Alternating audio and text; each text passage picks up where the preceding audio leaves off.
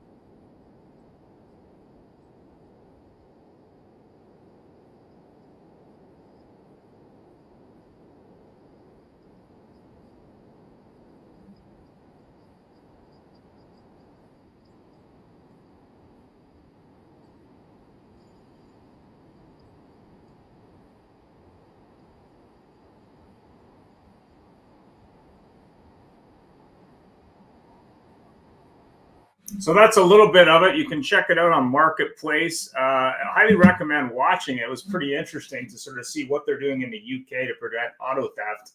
I will be doing an interview with the manufacturers rep for Canada sometime soon. In progress. He was going into the Washington, D.C. on the last time we were trying to do that show. But good morning and welcome. Recording stopped.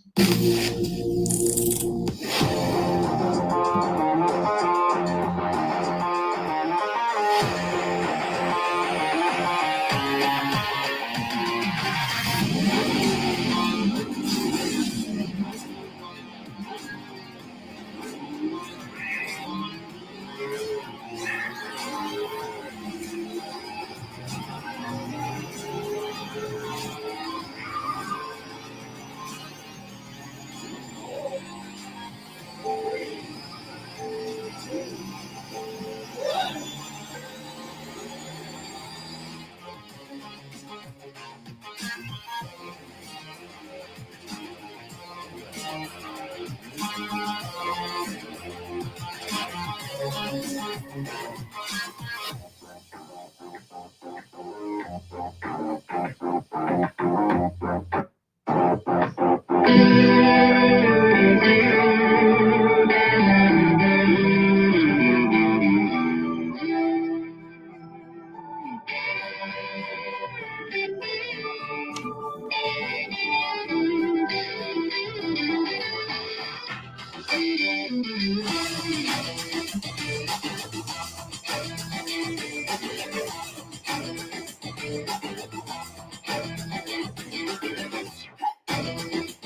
name's Tony Lund. I'm the general manager of Fred Bean's Kia in Langhorne.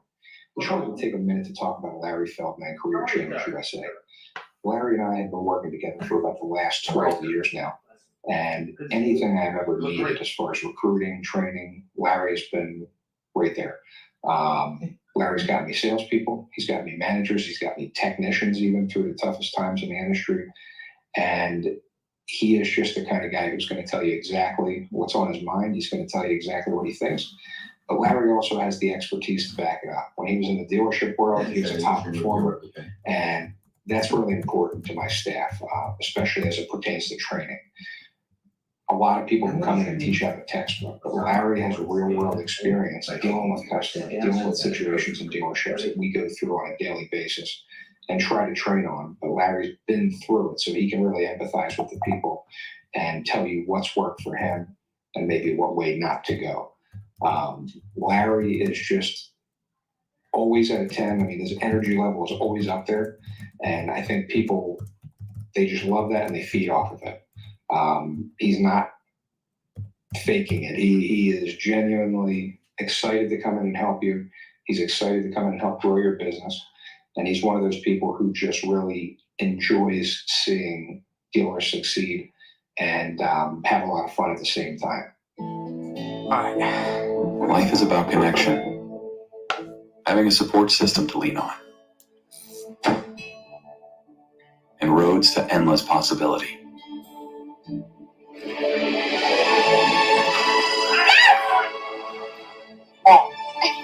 At every turn, guiding the way, we are building the connections that move you.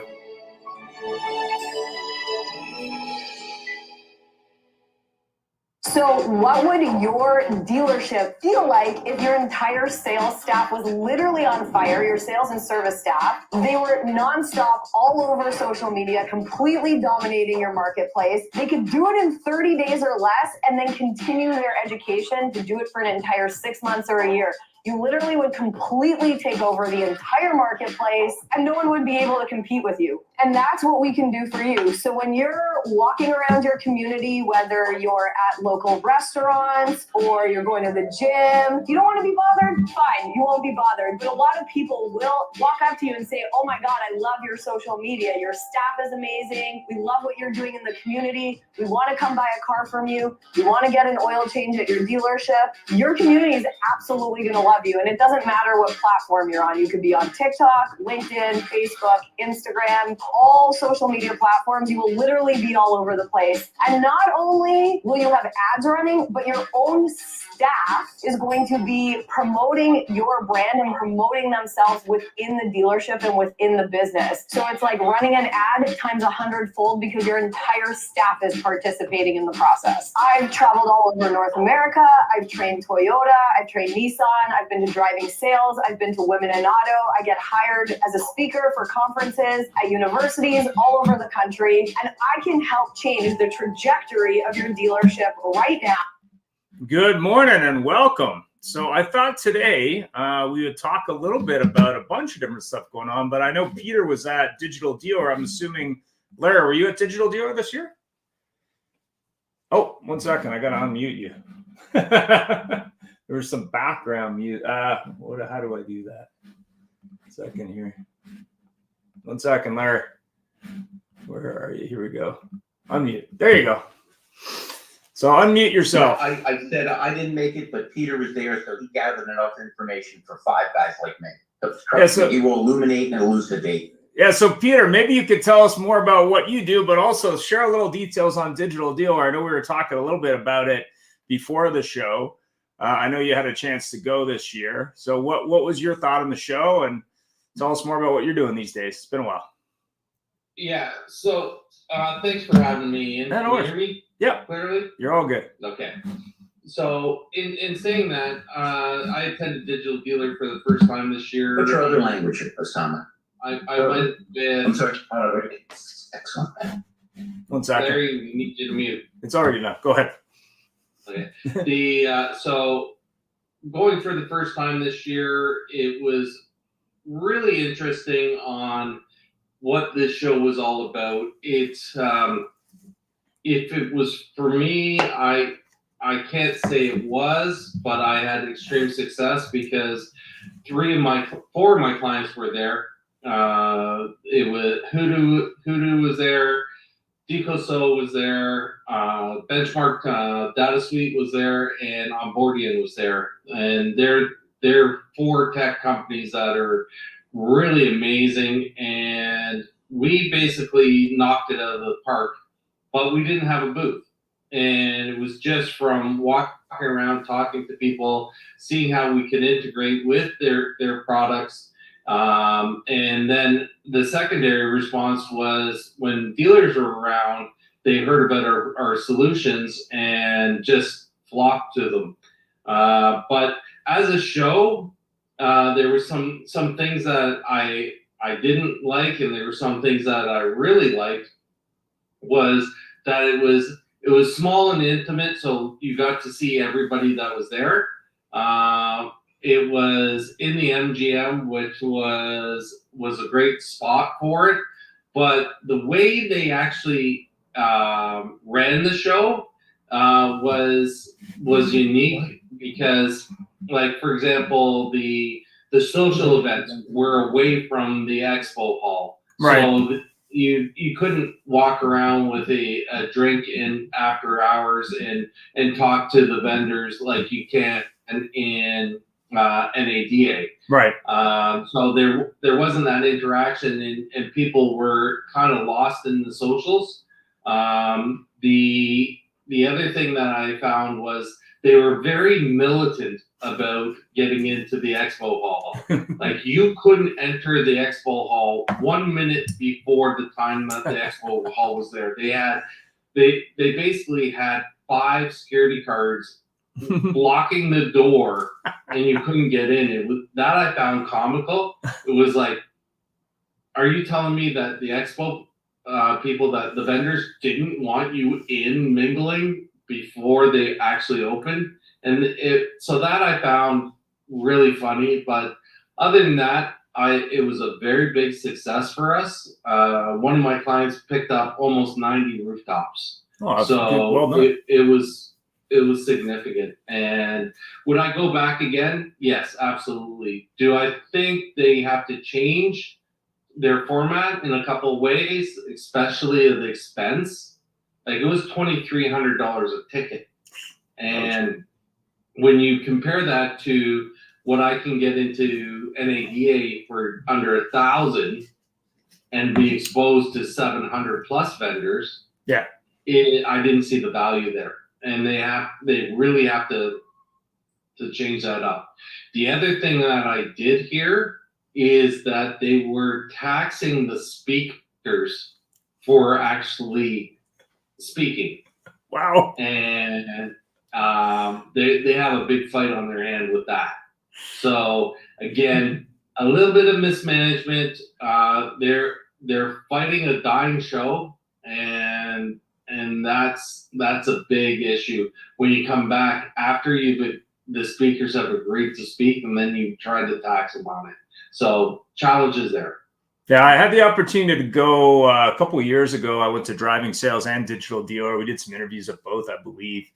And Digital Dealer, and I think they used to have 2. They had one in Florida and one in Vegas. I think it used to be that way. Driving Sales, I'm not sure what's going on with that one. But part of the challenge it's called Dealer Point now. Yeah, part of the challenge they had with Driving Digital Dealer was that nobody wanted to go to the one in Florida. They all wanted to go to the Vegas one. But I'm not sure. I was just curious. Doug, did you have some thoughts on Digital Dealer? Did you attend it? I didn't. We sent a group out there, and they were, I guess, to mirror what Peter said, they were underwhelmed. I think that it's some of these shows start losing their relevance after a while, and if they don't change with the times, I think that it's just more of the same. I Right. sometimes think that some of these shows are best to attend every 2 to 3 years to see if there's something new, but going annually and certainly trying to have a booth doesn't, the cost doesn't really justify it. So, yeah, I think some of them have perhaps lost their usefulness or need to do a pivot into something that's a little bit more relevant. Oh, I agree Yeah, and 100%. the other thing that I look at, Doug, is if you were to take all the events that are offered in automotive, and we're not talking about the regional events with the Right. Texas Dealer Association and things like that, or the manufacturers events like Mopar in Vegas and things like that. Just the events that are offered by vendors and media companies like these digital dealer, for sending one person a year, it's over $100,000, and that's not even including like having a booth. It's getting to be ridiculous, and you have to really define which is actually beneficial to you. And the one that has stood out for me, from what I've heard, is the one for the Minority Automobile Dealer Association. Yeah, That was just NIADA. held in Miami, NAMAD. Yeah, NIADA is also really good. And I'd highly recommend Used Car Week. We've done a number of them. If you are attending the Scottsdale one, I think it's coming up in November. Highly recommend that one. Because they run a really classy show, like all the food's included. It's a well done show. But NIADA, I know the one we attended last year had some challenges because of they laid off their marketing team before the show. But it was also a good show, I thought. And I know there are some shows just OEM driven, like the Mopar one and a few others. And of course, SEMA show, I don't know when I'm going back, but that's a show that is to be experienced. You should go just for the experience. We're going to Used Car Week this year, but as I look at the list of attendees, I would say looks like 85-90% of them are vendors. That's probably just the list they released. They'll get about 2,000 dealers there. That's what it was the last time I went. But it's a really well run show. So you'll get a lot of value. Been there. We went there a couple of years ago. We're going again this year. But we're really looking forward to NADA in January. Yeah, and a shout out to Truly. When we were at the show last year, they had like a swag store at the show, which was kind of crazy. But yeah, definitely good. And I know Larry's at a store, so he may or may not be able to comment. Oh, is he back? He's got on mute, Larry. What was the question? Well, you're at a store, so I guess the question, how many shows do you go to a year, and what shows do you see value? Now that we're talking about different shows, at this point, I go to NADA and I go to a SodaCon, just because I run into people like Doug Reeves. Peter wasn't going to a lot of shows. Now he's going to a lot of them because so many people have reached out to him for help and support. I believe I heard Doug say in between interviews that a lot of these shows tend to be repetitive and seem to have lost focus. Doug, you and I are exactly on the same page. But I still think a couple times a year you need to, put your shake hands and put your face out there. So we'll be at NADA in New Orleans, and I usually do a SodaCon, which is now super convenient because they seem to have settled in on Baltimore, which is about an hour and a half from my house. So hopefully that answers the question. We're interviewing some really strong people today, but I'll jump in as much as I can. It's always good to see you and Doug and Peter, of course. Absolutely. Yeah. I mean, we used to go initially with the show. We went to 4 or 5 shows on an annual basis. I'm trying to keep it down probably to about 2 shows every year, maybe 3 on the outside for 2025. Tell them about SEMA.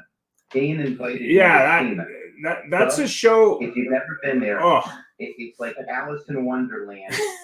Of the car things. You don't see a tire display, you see 7,000 tire displays. And we're like, I didn't realize there was this much demand for stuff that I never heard of. Oh yeah, that show, if you only do it once, I highly recommend it. It is a little bit of a gauntlet to get approved to actually buy a ticket to go. And media is even harder for some reason. But if you do one show in your life at that scale, that's the one to do. They get between 250,000 and 500,000 people. during the vendor piece, and there's 2 shows. There's SEMA and Apex. They're in different locations. It's 1.6 million square feet of indoor space just for exhibitors alone. Plus you have outdoor arenas they were doing drifting and burnouts, I think, when I was there. More custom trucks than I've ever seen in one place. Trucks after truck. There's about 150,000 square feet of electric car stuff. Manufacturers are there as well. So everything from your car enthusiasts to car dealers to people selling stuff, anything from you name it, they sell it. It is overwhelming. So I'd highly recommend, if you're going, limit your exposure. It's just a lot. It was a lot. Larry, myself, and my wife went to that show, and it was just a lot. There was just a lot. I mean, they broke the monorail because they couldn't handle the amount of people, which was kind of funny. But yeah, it was a great show to experience. Even if all you're doing is walking around.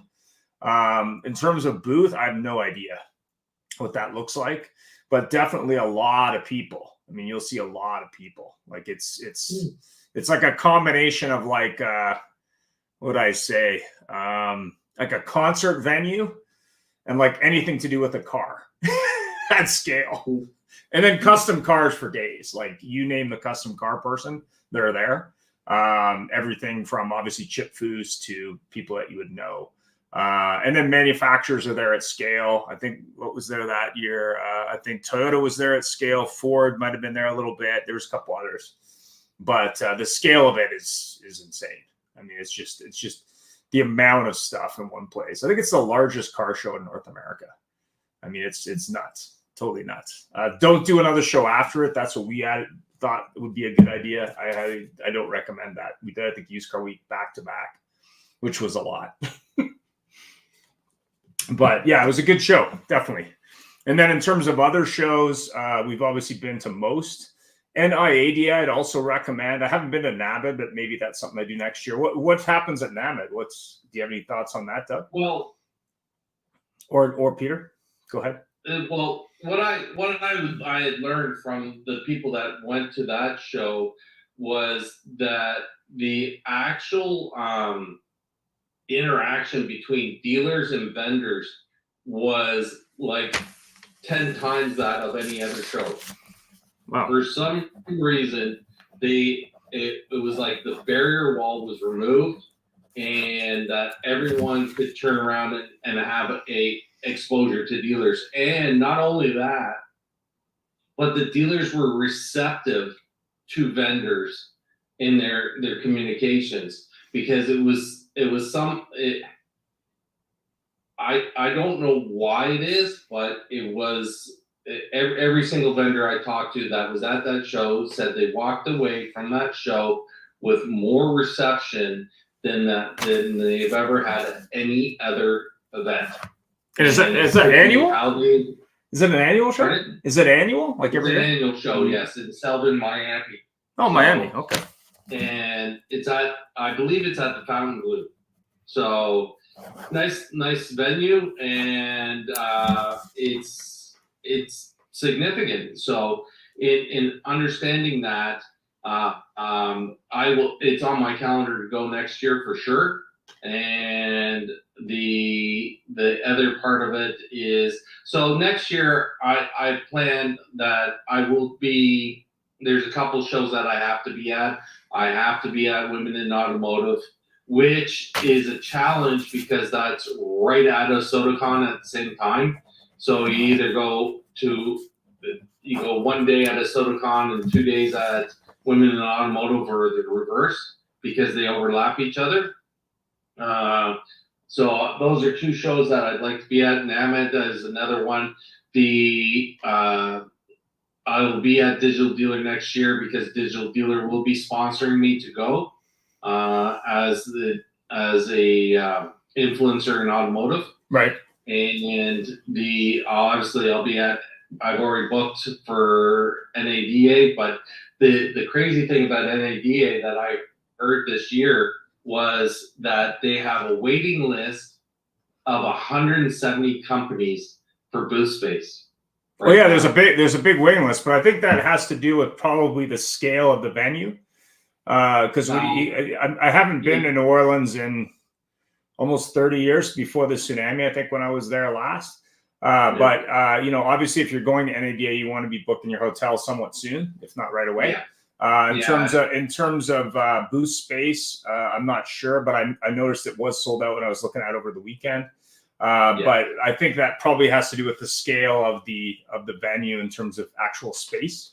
And the other thing I heard about it, which was very interesting, is because I looked at buying a booth myself, I was going to get a 10x10 there just to list all the strategic partners that I've gained over the last year. And in saying that, they want to be on the waiting list. They want the booth paid in full. So that is if you get moved up the list. Well, as a new exhibitor, and I can comment on this because about 5 years ago was, I think, the first NADA, maybe 6 years ago now, that I went to. I was working for a company that was a new exhibitor. They generally have new exhibitors in a different area. And then once you're there more than 1 year, you get a little bit more preference in terms of where you are. And from a point of view of generally what people do is they'll wait till later on because they don't sell at the booth, so they get them for less. But it looks like this year that's not the way. Doug, are you guys going with A to Z? Or you guys can have a booth? NADA? Going where? Yeah. Oh, okay. Yep, we'll be there. Yeah, we'll have a substantial booth. Oh, rock and roll. So, I mean, obviously, I may be at the Velo booth. I'm not sure at this point, but that's something that we're talking to them about. Larry, I'm assuming you're going to NADA in New Orleans. Get yourself some exciting food for once.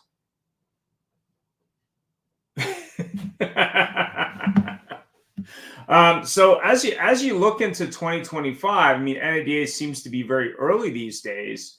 Do you think that's a good thing? I mean, I remember years ago, it seemed to be a little later in the year. Do you think it's good to have it at the beginning of the year? I mean, what's your thought? Yeah, I think so, because the timing is dealers will probably just have closed out their year-end books.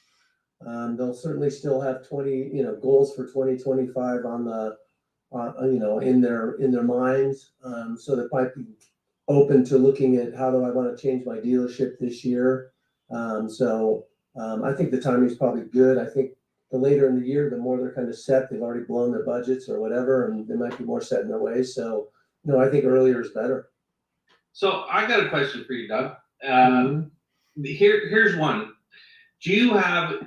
We all know that when we approach a dealer or a vendor, and we talk to them, if we approach them in the beginning of the year, they say, "Oh, the budget's already being set and spent," and at the end of the year, they say, "Well, we're contemplating on where we're going to move our budgets for 2025, for example."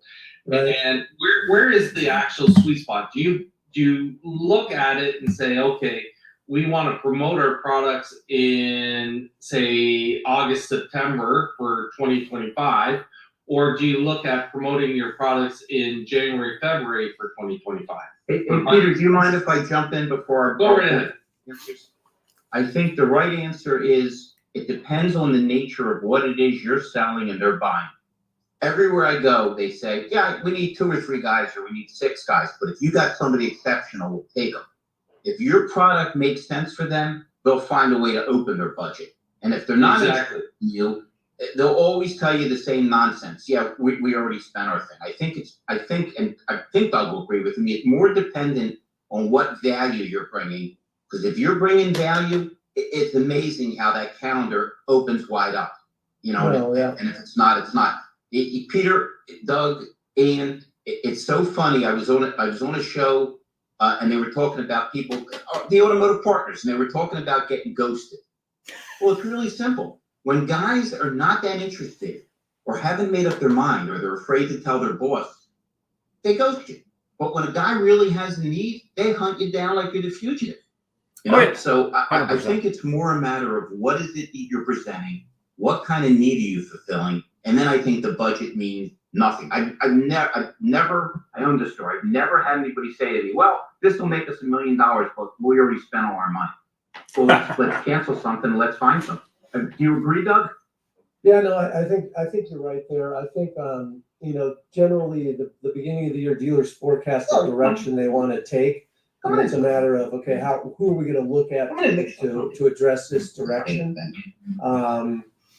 But I also think that in this industry, things change so quickly that you almost have to be able to pivot on a dime. So for example, when the CDK thing happened, that changes your messaging quickly. You know, when the CARS rule they're finally adjudicated, that could change your messaging quickly. So I don't know that there's a particular time of the year when it's best to, you know, forecast when you're going to launch, as opposed to being consistent in your messaging. You know, as you make enhancements to your product, or as you make changes, obviously you want to blast out that, or as partnerships change, you do that. But more, it's being agile enough to say, I have a solution to this, I have a solution to that.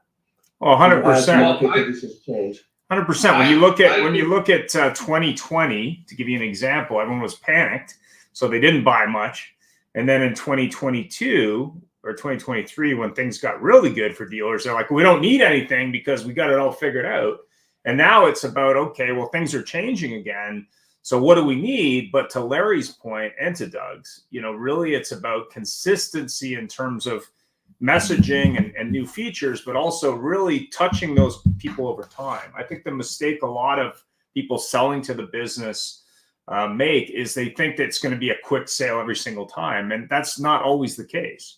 Timing is everything, in my opinion, in any sales and anything. But go ahead, Peter.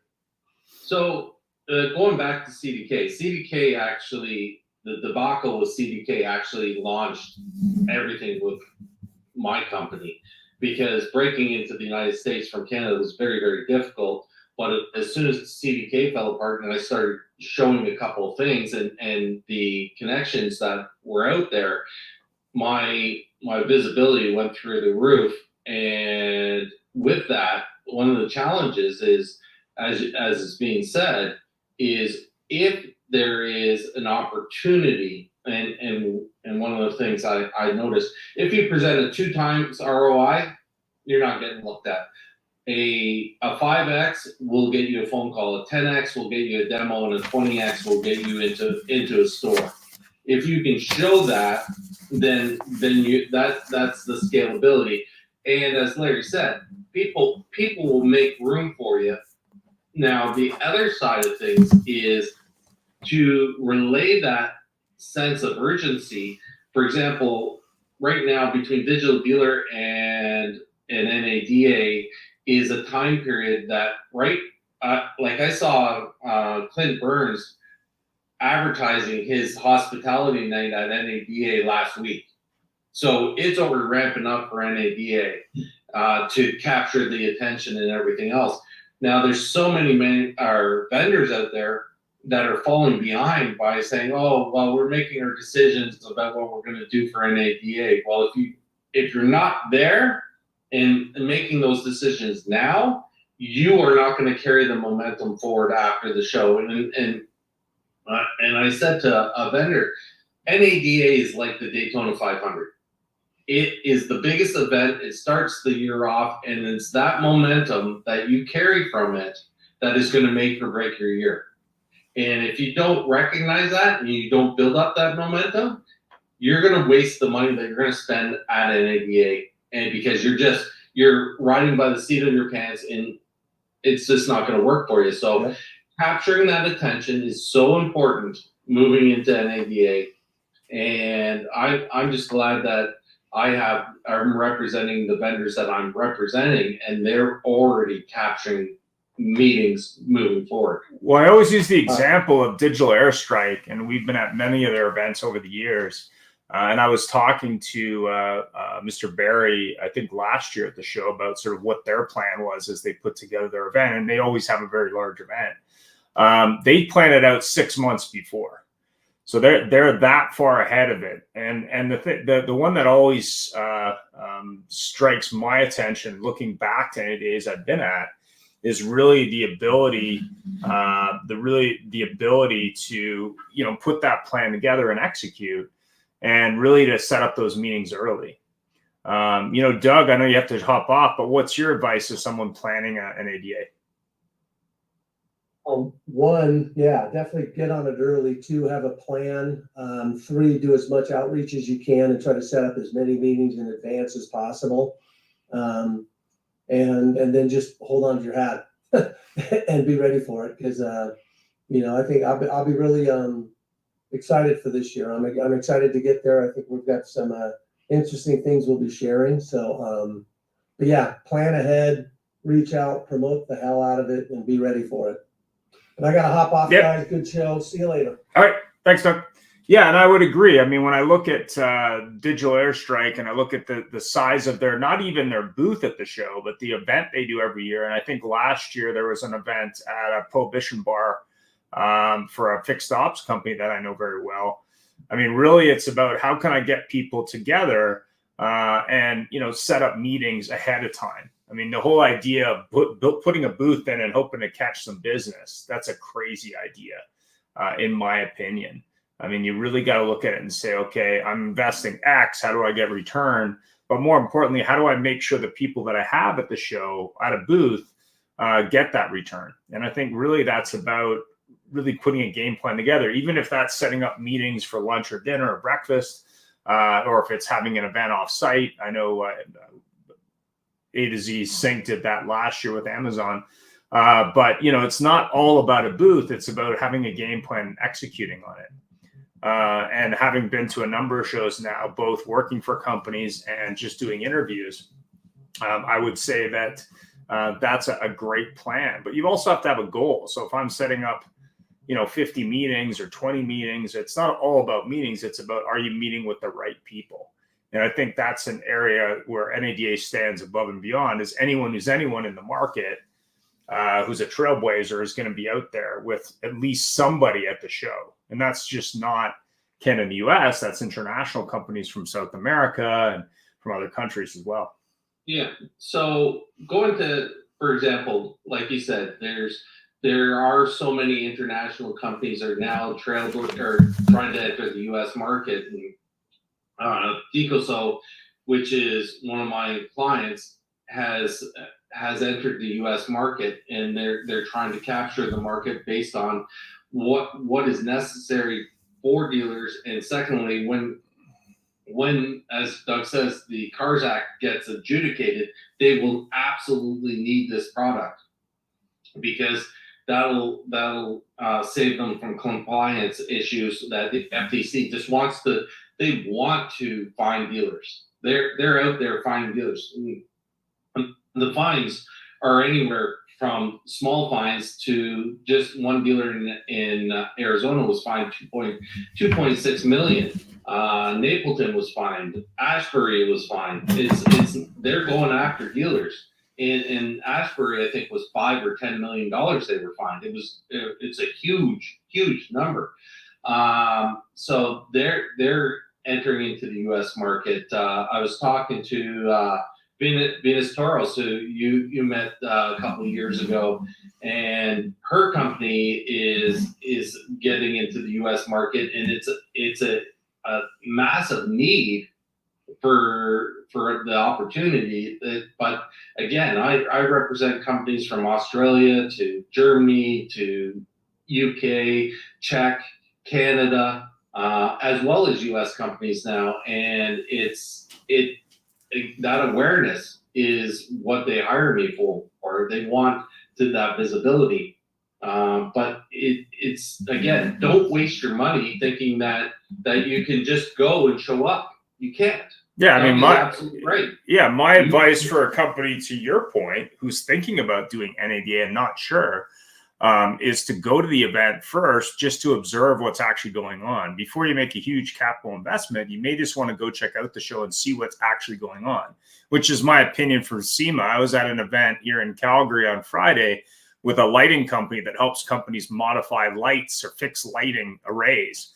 And I said, you need to be at the SEMA show. Why? Because there's a huge amount of companies there, but there's also all kinds of companies globally that have lighting in their location, automotive or automotive related. And I would say that if you're looking at putting a booth in for SEMA or a booth in for NADA, and I'll always use the example of Techion, you probably want to get a sense the year before of who else is there and what they bring. And I think Tekion pretty clearly did that before they made their first appearance, because they looked at what the landscape was. But also when you look at it, you got to say, okay, if I'm investing, $10,000 to $50,000 or, $100,000 to $250,000 or whatever that number looks like, I've got to make sure that I get a return on that investment. And a lot of that is learning, but also having a game plan and executing. And I think a lot of small booths don't have that. They just show up and they hope it works out. And that's crazy, in my opinion. It's exactly to the effect of the spray and pray mentality of the automobile industry. And they're not looking at targeted returns.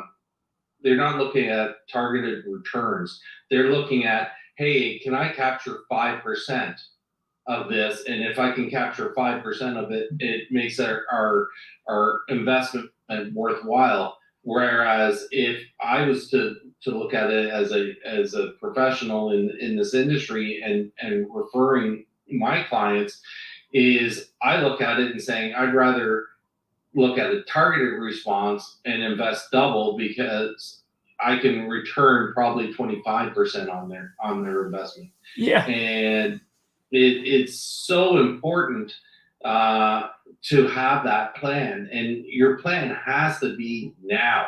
It's not down the road, because even though that we decided to go to Digital Dealer at the last minute, we had about a 6-week ramp up, and in that 6-week ramp up, we absolutely hit everywhere that we could, informing everyone that we would be there as walking the show and to find us. And in doing so, and if you know the MGM, the actual hotel and the conference center are about a 20-minute walk in the hotel. Yeah. Well, the average walk for us to get to the conference center was over an hour, because we couldn't stop, because we created that visibility. And that was far beyond what we had as an investment as a booth, because we didn't have a booth. People just said, hey, you know what? And I ran into people that I'd never met before because of what we put out there on channels like LinkedIn and in our live streams. So it was well worth the effort. Yeah, I mean, when you look at, if I'm looking at doing an investment in NADA and I haven't done that before, you may want to start by looking at some of these other shows and saying, hey, instead of investing in the biggest show in the industry, I may want to start by learning some stuff from the smaller shows, whether that be Digital Dealer or Driving Sales or NADA or Nomad or any of these shows. So that way you can at least have an understanding of what's possible. And then from there, then move up to that show or budget that out. I think the mistake a lot of smaller companies do, especially from the Canadian international markets, is they show up and have no idea. I mean, I always use the example of the show that we interviewed a Chinese company called Taibo Cars at Used Car Week. And they had never been doing anything in North America. They knew nothing about the market. They showed up with people, most of which didn't speak English, which was kind of interesting. But more importantly, they just didn't do their homework. Like, they didn't take the time to go and show up. And that to me was a big misstep. Having said that, I mean, it's not like they have a lack of money, but if you're looking at expanding a car brand or doing a go-to-market strategy with something that goes into market, they had retail and digital. I mean, go to the shows that would give you that insight before, and then plan that out. Or hire someone who has that experience, right? Right. So in looking at that, and that's, again, why people look at hiring someone like me to go to those shows for them, because in not saying this in an egotistical way, I can walk through the show and I know who you have to talk to, and I know the people there that are important to create that connection. When we launched Decoso in North America, we actually have 39 influencers in the automotive space representing us already, and so we don't have to have a sales force or anything like that. They're already in place and they're already promoting our product right across North America. So it's that typical strategy play when you have a company, like you said, Tybo, coming into North America, and they're just coming in and saying, hey, we're going to attend this event. Well, is that event worth it? Second of all, the funny thing is, NADA is the least expensive event of them all. Yeah. And that's from a vendor's perspective or going there as an individual. It's the least expensive because it's the largest, so they can tie out their costs on a grander scale. So yes, get into it. Get into that visibility. Like Doug and his company didn't attend NADA last year. Bordian didn't attend NADA, but they were all there and they were having off-site meetings. Yeah. So that they were capturing the attendance, but they weren't interfering, and therefore they didn't have a challenge with NADA. Where I've seen people do the exact same thing at Digital Dealer and now not welcome back. So again, you have to be strategic in how you're doing it, and you do not advertise against them to pull the people away, because otherwise you will be blacklisted. And there's a number of companies out there that have been, and it's sad to say because we're all competing for the same visibility, but it's these shows that make it difficult for us to create that visibility. Yeah, I mean, I think the learning from that, at least from my point of view, is most dealers will be in town. There's nothing to stop you from saying, hey, let's have a lunch meeting, let's have a business meeting. As long as you're doing that directly, you're fine. That's also true when I looked at NIADA or even Used Car Week. A sizable amount of people will be in town for that. NIADA is the Independent Automotive Dealer Association. I think it's an area where a lot of people selling to the industry ignore because it's not a franchise dealer, and the numbers in those cases are much bigger than you realize. But more important, it's the same process. So if I'm looking at 3 or 4 shows in a year, or 4 to 6 shows, whatever that number is for you, you really need to think about it strategically and go, okay, well, who's going to be at these shows? Are they in my target market? I think that the mistake a lot of companies make when they're targeting automotive dealers is they try and target a whole market. So they target US of A, or they target Canada and the USA, or they target North America with Mexico. And they're not really thinking strategically about in market, which markets to target, which markets maybe their competitors aren't targeting, but more importantly, how to target those markets. To your point about ROI, that's important, but also it's about, how do you showcase that technology? And I think in a lot of cases, having probably seen more demos than most people on the planet, since I'm approached almost every day to look at stuff. I would say the biggest mistake a lot of technology companies make in auto is their demos are just too long. They're not focusing on the touch points, a couple of touch points that dealers may be interested in. They want to show you everything in a bag of chips, and it's too much for most dealers. It's not that dealers aren't bright; they don't have that much focus. They can't look at that and really get into it. Because the commodity is time. Yeah. And you're competing against that time and attention. So trying to jump into it, and I've said this a number of times, the average GM has 8 categories that they look after at a dealership.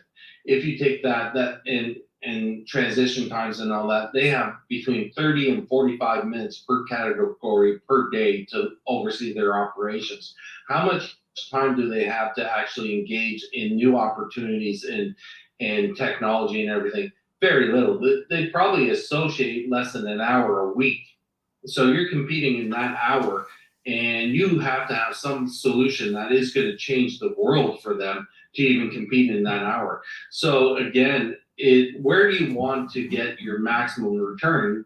In my opinion, if moving forward, there's only three or four shows that I will be attending next year, but on a grand scale, meaning NADA, Digital Dealer, and a couple others. But the smaller scale, which is actually the most important scale, it will be trying to get into Mopar, the Ford show, the Toyota show, the Hyundai show, those are the events that are massive, and the return on them is exceptionally high. Like I talked to Russell Hill, who has Fixed Ops Marketing. Yep. And he said his best return of any event that he's ever been to was Mopar this year.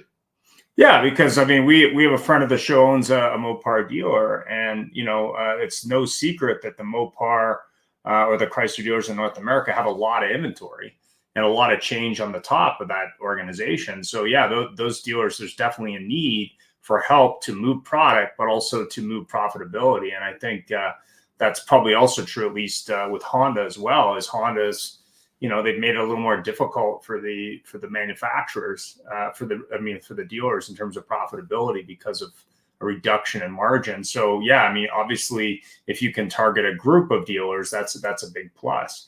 But also, those dealers probably don't have as many vendors in those shows to talk to. So it's that's another area, especially if you can be an improved vendor. Think of those shows.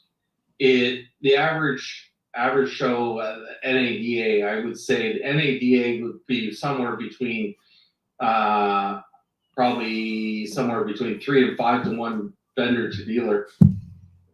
Whereas you go to a manufacturer show like Mopar, it's going to be the opposite way around. It's going to be probably 5 or 10 to 1 dealer to vendor. Yeah. So your actual return on it is significant, because that's basically they're going to see their vendor approved, like Ford Direct, vendor approved opportunities that they can push into their dealership without anything that is out there with restrictions. Yeah. So and 100%. and sometimes, like I know in talking with Ford Direct at Digital Dealer, opportunities can be laid right into their own credit plans with their opportunities of financial assistance from the manufacturer. So for example, Ditko say can be anywhere from, depending, leasing through us is an opportunity, but when you buy it outright, it could be $250,000, $500,000, depending on the size of your store. And if you want it fixed or variable, it's expensive as a capital cost outlay. But if you go into the manufacturer, which Ford is accepted as an asset, and they'll finance it. So it's incredible for an opportunity if you can get into those shows. Well, also, I mean, if you look at groups like obviously the when you look at Shift Digital, or you look at Search Optics is another one. These companies already have those relationships, so you may be able to leverage those as well. But at the end of the day, co-op is an advantage in some cases, depending on the manufacturer and, of course, the program. Some of the dealers don't seem to care about it at all because they don't believe the manufacturer has their best interest at heart. But it's definitely an advantage from a sales point of view, having been on multiple digital programs. And I'll use the example of partnerships, being that, we're very close to launching our multi-language piece, which will be live soon. But more importantly, that company already has multiple partnerships across the industry. So you also want to look at it and say, how can I partner with a company that already has those connections? That's another area that's really again, when you're talking co-op, you look at other opportunities. For example, websites. You look at the co-op of websites and what the manufacturers, and this is one of the challenges, as you said. Do dealers think that the manufacturer has their best interests? Well, if you're only allowing co-op to be on 3 or 4 different website providers, and none of them actually do the job great, they have acceptable websites because they're building it as a giant template for the whole industry rather than individualizing. It becomes, where does it make sense if you're only capturing 1.7 leads out of 100, whereas if you look at a offsite or an offshoot web provider has got a return of 12 to 16%, does the co-op money actually make sense anymore? And that's the challenge. And the mindset is the dealer's looking for the return of their investment as fast as possible, and they look at co-op as being a return because it lowers their cost of expenses rather than looking at their opportunity moving forward. And that's one of the biggest challenges, and that's one of the reasons for these shows and getting that visibility out there. Yeah, I mean, we're almost out of time. Maybe Larry has some thoughts, since I know he's busy there. Any final thoughts, Larry? A couple of interviews. What was the last thing you were doing? We were talking a little bit about co-op and partnerships. We were talking about groups like Search Optics and Shift Digital, which we know everyone loves Shift, and the fact that dealers sometimes make decisions based on co-op alone versus what the best product is, right? For direct, those kind of relationships. I mean, what's your thought? I just left a really cool dealership. I did a couple of days training, and I went in and did their Saturday meeting. And I just believe in my heart that you obviously want to have a great digital presence, and you want to have partners and vendors that'll work with you that make sense. But now more than ever, I'm into prospecting, because everybody is so bombarded with emails and texts and videos. It's still different when it's your cousin, your barber, somebody you served in the armed forces with. I think now more than ever, if we dial into the personal touch, it makes all the difference. And you can use your head how you do it. And the first year that I wrote up Christmas cards, handwritten, poly cards, I lost my mind because thank God I sold a zillion cars. Yeah. So what did I do the next year? Every time I would sell somebody a card, I would handwrite the envelope, put a couple business cards in, make it out, and put it in my drawer. And then in December, all I had to do was go in and say, here, mail these 300, 200, 500 things. The more personal we get in a society where almost nobody answers their phone, you're talking to AI, you're talking to robots, they're there. Now, you can't neglect those things. You certainly don't want to have that stuff in your arsenal. But I think if we tie in with the right things, if we think above and beyond co-op, which is strictly just a matter of all right, this is what the factory will give me and how can I use it? It's almost we lost them. right at the critical point where he was giving us the plot line. Well, yeah, I would agree 100%. When you look at AI, to use an example, and I've been doing a lot of research in AI recently and accelerating that.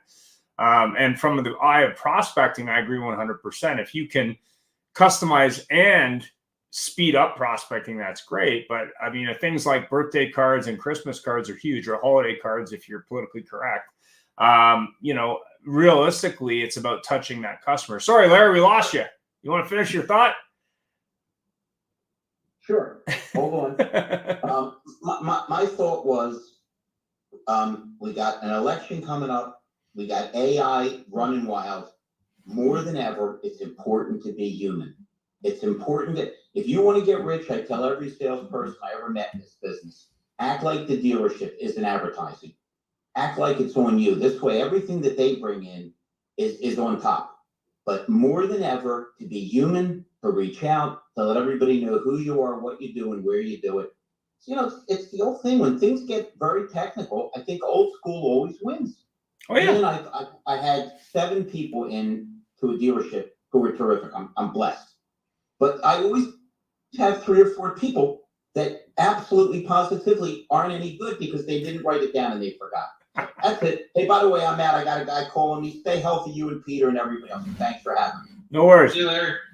Yeah, I mean, I always use the example, and it was a good example this week because there was some discussion from both the political parties in the U.S. of whether they should go on Joe Rogan. And I just saw the numbers this morning that Trump's Joe Rogan appearance has gotten over 32 million views so far. So I think no matter what side of that political spectrum you're on, you've got to be on alternative media.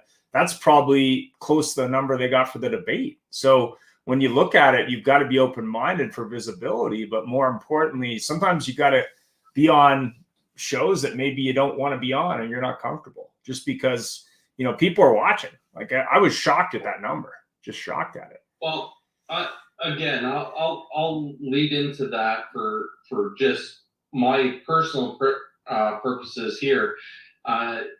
There's been so many companies that have contacted me and said, okay, what can you bring to me for in ways of visibility? And because and I'll say it this way, the ignorance of this industry is huge on how social media works and how specifically LinkedIn works, and Clubhouse as a whole. They don't realize the missed opportunities that they're engaging in right now, and that has created a whole new industry for what I call micro influencing. And that micro influencing, now obviously Joe Rogan is a massive influencer with a massive following. Oh yeah, crazy. Again, you look at little things like Russell Flips Whips. Yeah, it's $15,000 for a 45-second video for him. Yeah, that's what he's charging. John Frederick just left Car Dealership Guy and has gone out on his own called Freddie Media now, and he's picked up Samantha Sims of the Sims Price Dealership Group as one of the individuals that is investing into that media company.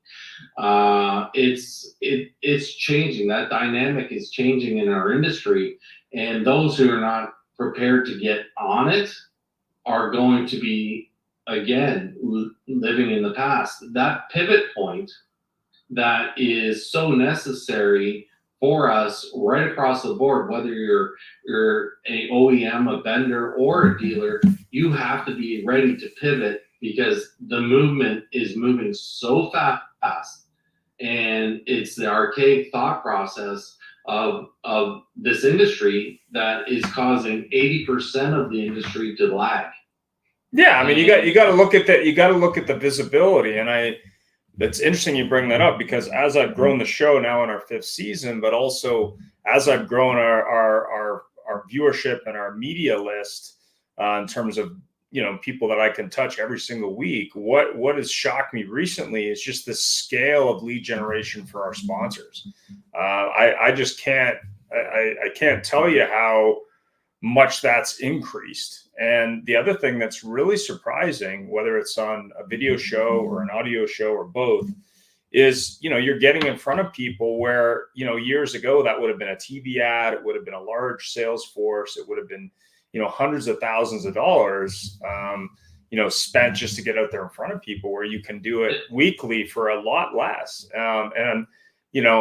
Always happy to talk to people about sponsored episodes and those kind of things. But we are sold out of sponsorship for next year already, so that's already done. But I think when you look at it from a point of view of getting in front of people, I don't think you can discount the weekly or monthly or recorded show platform. I think there's a lot of people out absolutely. there doing that. For example, I looked at I had a client ask me for the statistics, and I went into it, and in the last calendar year, I've been in front of, and LinkedIn gives you the actual non-duplicates of everything, and I've been in front of 250,000 unique individuals in automotive.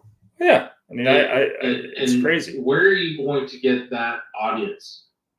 Yeah, I just don't see it. I mean, I'm looking at, my media kit when I look at that, but when I look at just impressions, my impressions on LinkedIn, I think, are close to 400,000 a year, and most of my audience is automotive. So from a point of view of impressions, it's huge. But not only that, I think the way you sell products and services has changed, and I think that's the big difference versus years ago. I mean, I talk to salespeople in the industry all the time, and I've sold many products to car dealers. I mean, I think that the challenge is just phone calls and emails and texts alone just aren't enough anymore. I mean, you have to have a presence. Anyway, we're out of time, so we got to end for today. So thanks again, and I'll reach out. Here we go.